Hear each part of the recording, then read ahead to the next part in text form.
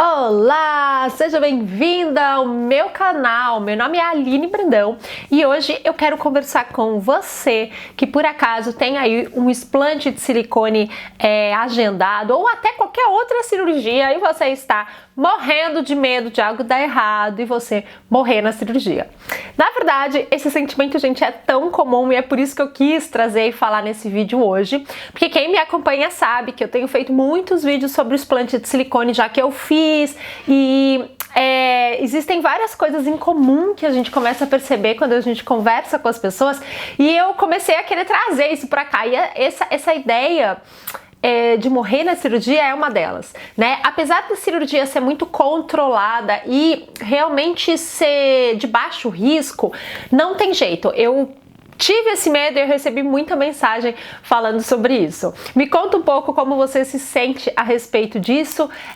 De modo geral, talvez você nem vá fazer um explante ou etc. Também pode me contar. E eu quero contar um pouco da minha experiência aqui. Na verdade, né, vamos ser sinceros, gente. A maioria das pessoas tem esse medo.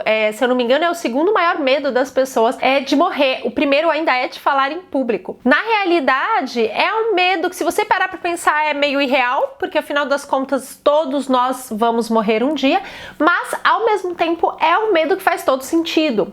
É um medo meio de instinto de sobrevivência. E o nosso medo, de modo geral, o nosso sentimento de medo, ele é uma proteção que nós temos. Já existem alguns estudos sobre aquelas pessoas, sabe, que super se arriscam, anda na corda bamba sem equipamento de segurança, se joga dos penhascos e existem alguns estudos que comprovam que essas pessoas têm uma alteração na área do medo, né?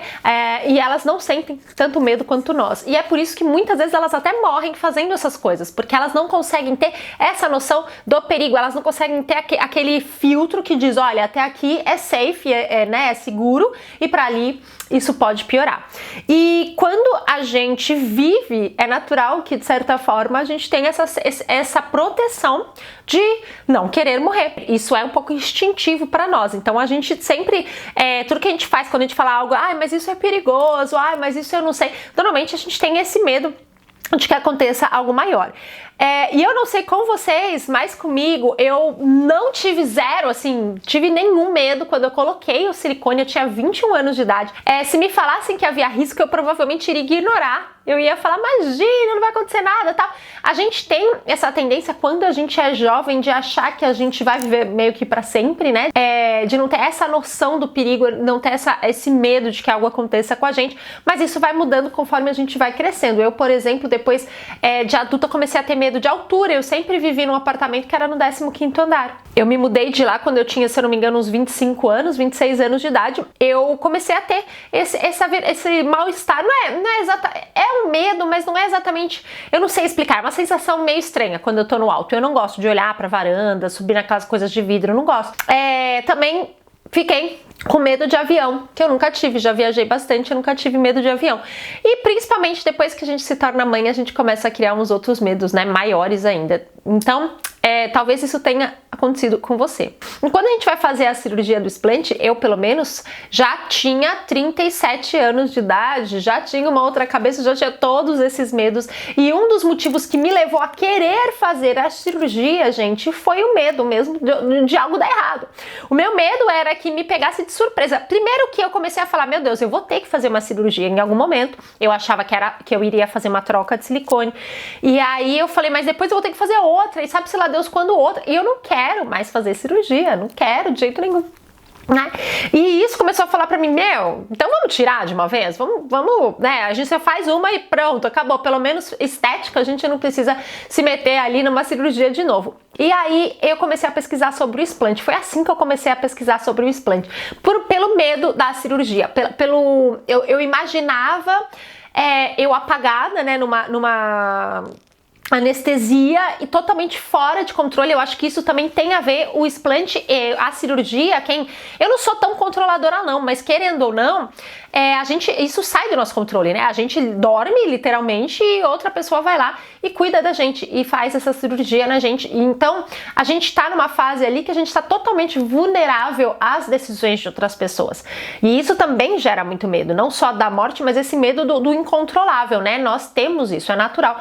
Todo ser humano normalmente tem essa sensação de que tem controle sobre as coisas, porque na verdade a gente não tem. E aí a gente tem medo quando essas coisas literalmente saem da nossa mão.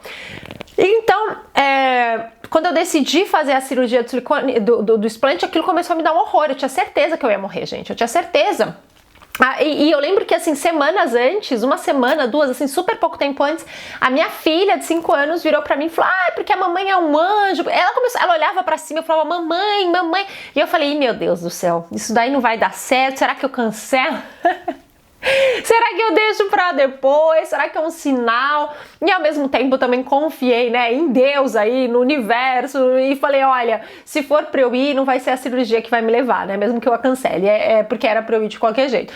Então eu decidi me jogar na cirurgia, porque obviamente a gente tem aquele lado racional que muitas vezes, mesmo com medo, dá uma empurrada na gente e fala: amiga, você vai? Não tem o que fazer, né? E eu acho que isso acontece com a maioria das pessoas. Mas aí vem, depois eu contar pra vocês que eu tive muito medo, que isso é normal, que muita mulher tem. Gente, eu tenho muito relato de mulher falando que tem medo.